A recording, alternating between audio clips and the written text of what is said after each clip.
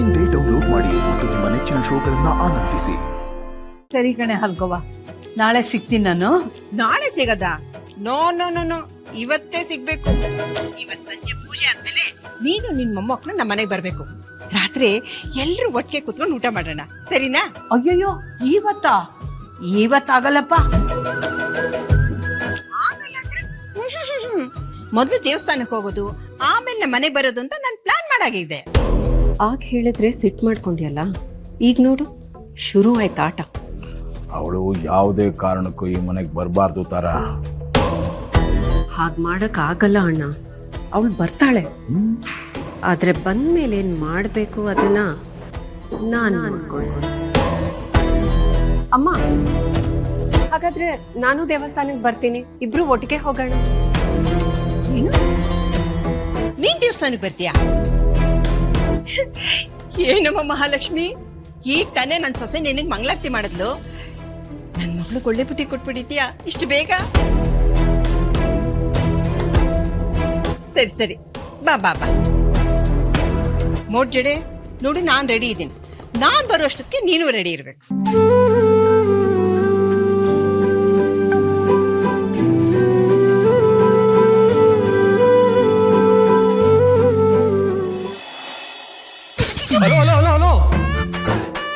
ಬಾವ ಬರ್ತಿರೋದು, ನಿಧಾನ.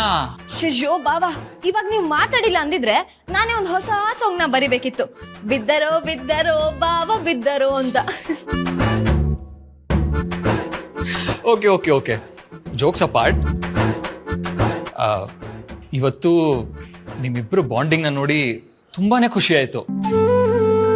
ನಾನು ಅಣ್ಣ ತಮ್ಮ ಅಕ್ಕ ತಂಗಿ ಯಾರು ಇಲ್ಲದೆ ಒಬ್ಬನೇ ಬೆಳೆದವನು. ಬಟ್ ನೀನು ಮತ್ತೆ ನಿತ್ಯ ಕೆಲವೊಂದ್ಸಲಿ ಮಾತಾಡೋದನ್ನ ಕೇಳಿಸ್ಕೊಂಡ್ರೆ ನನಗೂ ಒಡ ಹುಟ್ಟಿದವ್ರು ಇದ್ದಿದ್ರೆ ಎಷ್ಟು ಚೆನ್ನಾಗಿರ್ತಿತ್ತು ಅನಿಸ್ತಿತ್ತು.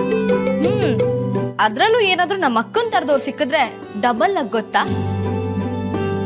ಹಾಗ್ ನೋಡಿದ್ರೆ ಅಪ್ಪ ಅಮ್ಮನ್ಗಿನ್ನ ಜಾಸ್ತಿ ಇವಳೇ ಸ್ಟ್ರಿಕ್ಟ್ ಅನ್ಸುತ್ತೆ. BP, ಶುಗರು, ಹೈಪರ್ ಟೆನ್ಷನು ಯಾವ್ದ್ರಿಂದ ಬರ್ದಿರೋ ಸ್ಟ್ರೆಸ್ಸು ಇವಳಿಂದ ಬಂದ್ಬಿಡುತ್ತೇನೋ ಅನ್ಸುತ್ತೆ.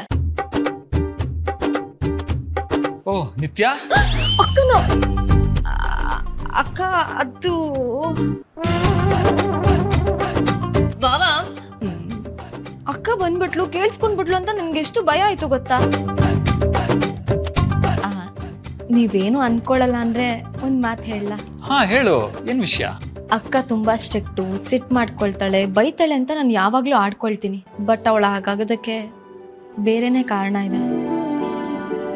ನಾವು ಚಿಕ್ಕವರಿದ್ದಾಗ ಅಪ್ಪ ಅಮ್ಮ ತೀರ್ಕೊಂಡ್ರು, ನಮ್ ನೆಂಟ್ರಿಷ್ಟ್ರೆಲ್ಲ ದೂರ ಆದ್ರು. ಹೊರಗಿನ ಪ್ರಪಂಚದವರು ನಮ್ನ ಅನಾಥರು, ದಿಕ್ಕು ದಸೆ ಇಲ್ದವ್ರು, ಗತಿ ಇಲ್ದವ್ರು ಅಂತ ಏನೇನೋ ಹೀಯಾಳ್ಸೋರು. ಆಗ ನಂಗೆ ತುಂಬಾ ಬೇಜಾರಾಗ್ತಿತ್ತು. ಆಗ್ಲಿಂದನೇ ಅಕ್ಕ ತುಂಬಾ ವರ್ಟ್ ಆಗೋದಕ್ಕೆ ಶುರು ಆದ್ಲು. ಅವಳು ಯಾರ ತಂಟೆಗೆ ಹೋಗಲ್ಲ, ಅವಳ ತಂಟೆಗೆ ಯಾರಾದ್ರೂ ಬಂದ್ರೆ ಸುಮ್ಮನೆ ಬಿಡಲ್ಲ ಅನ್ನೋ ರೀತಿ ಆದ್ಲು. ಅವಳಿಗೋಸ್ಕರ ಹೋರಾಟ ಮಾಡೋದಕ್ಕೆ ಶುರು ಮಾಡಿದ್ಲು. ನನಗೂ ಕಾವಲಾದ್ಲು. ಅವಳ ಮಾತಿಂದ ಇವತ್ತಿಗೂ ಕಲ್ಲು ಅನ್ಸ್ತಾಳೆ, ಆದ್ರೆ ಮನ್ಸಿಂದ ಮುರಿದು.